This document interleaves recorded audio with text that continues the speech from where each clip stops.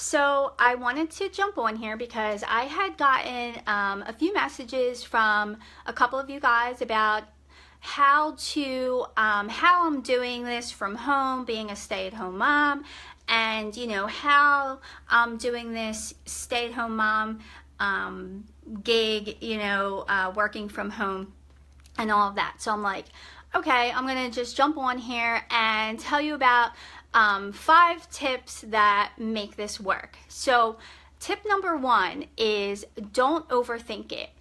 Everybody can do this. It doesn't matter. There's a lot of times that I've done this from my bedroom. I've had to go hide in the bathroom. I've done this poolside, in the backyard, bedside when I'm putting the kids to bed sometimes. So basically, if you have a phone and an internet connection, you can run this business. So it's so easy to, hey Rhonda, hi Amanda. So that's my first tip is don't overthink it. Like, how can I do this? I have 2 kids. How can I make it work? You can make this work from anywhere. So that is tip number 1. The second tip is finding balance. So that's a tough one at first. So because if you're like me, you have your phone glued in your hand at all times. So you could constantly be on your phone checking your messages and all of that. So what you need to do especially if your kids are little, is finding balance. So what you want to do is make sure that you set up what I like to refer to as red, yellow, and green time. And so in your red time is like your family time. That's when you put the phone down, you put it far enough away, you let your business know, your customers or your team, that it's your red time during this time and you will be busy. And you stick to that consistently. So, I mean, if it's an emergency or something, that's different, but that's your red time and that's when you're spending with your family, and make sure you are present with them in that time. So what that means is if your phone goes off, hi Elizabeth, hey Ashley, how are you?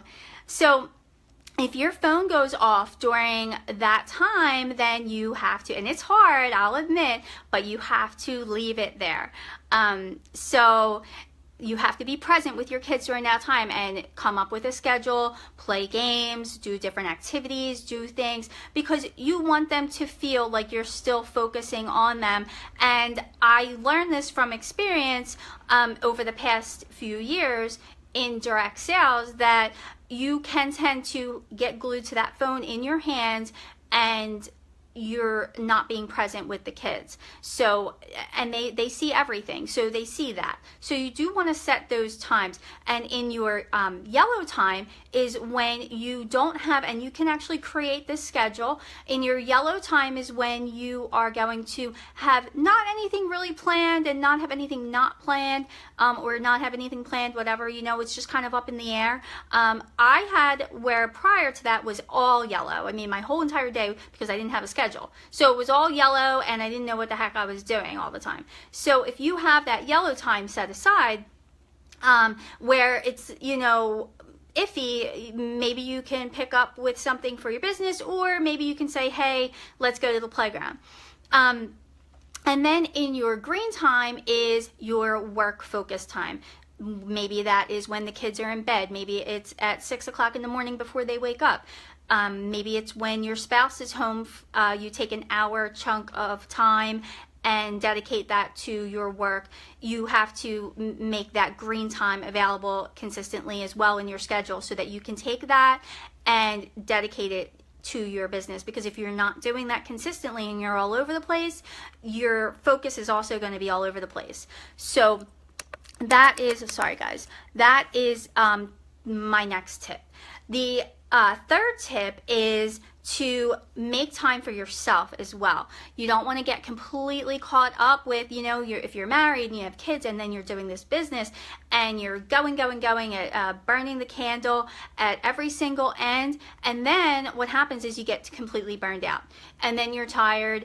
That used to happen to me all the time, and by 10 o'clock, a lot of times that's when I would really want to focus on my work and I would be too tired.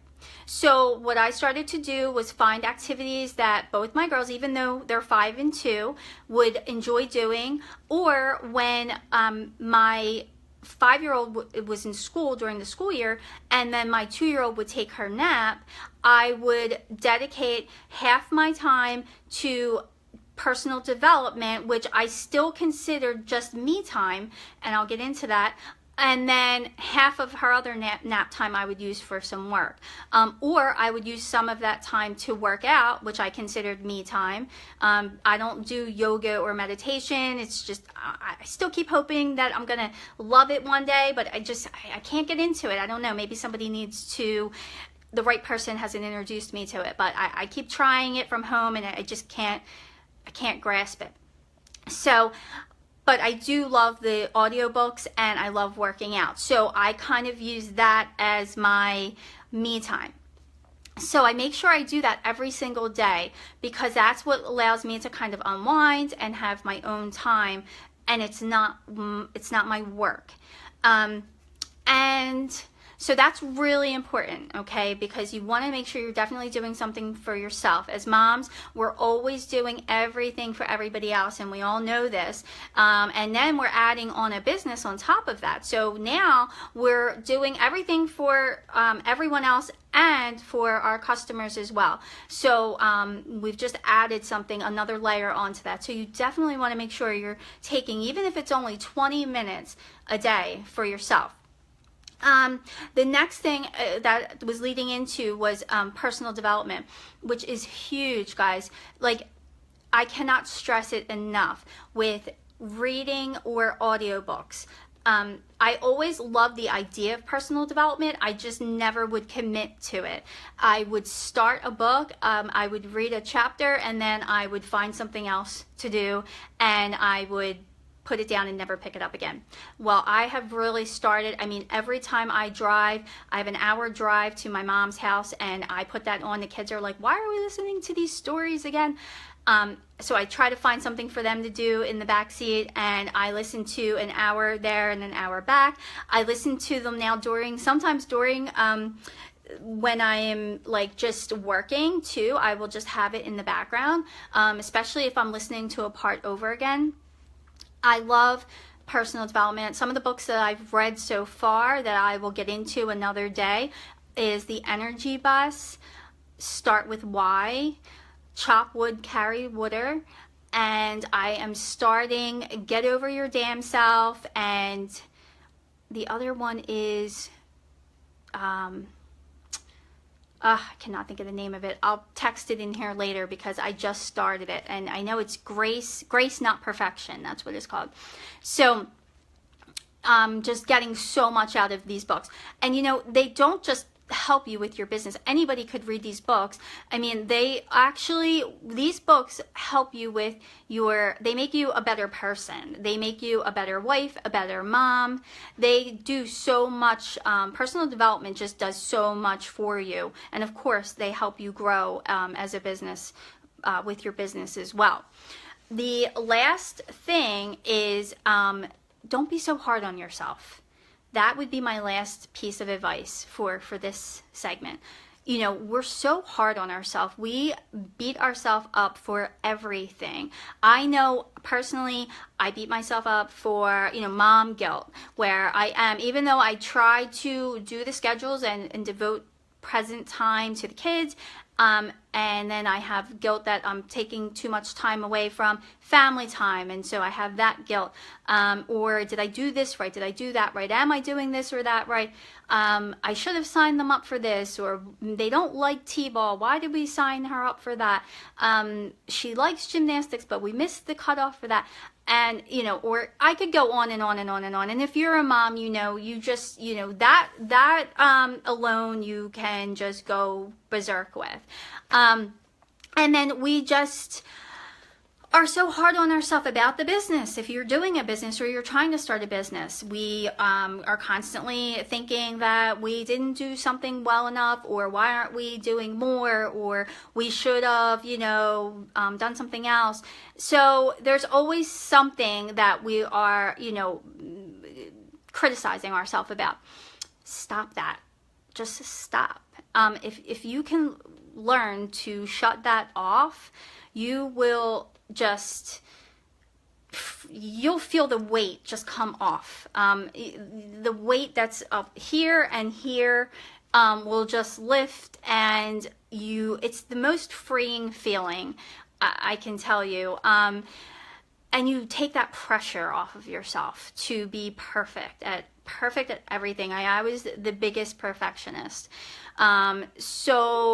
And the funny thing is like, I don't have that OCD of things being clean and in a certain spot and everything has to be neat. I mean, I'm like maybe a perfectionist of organized chaos.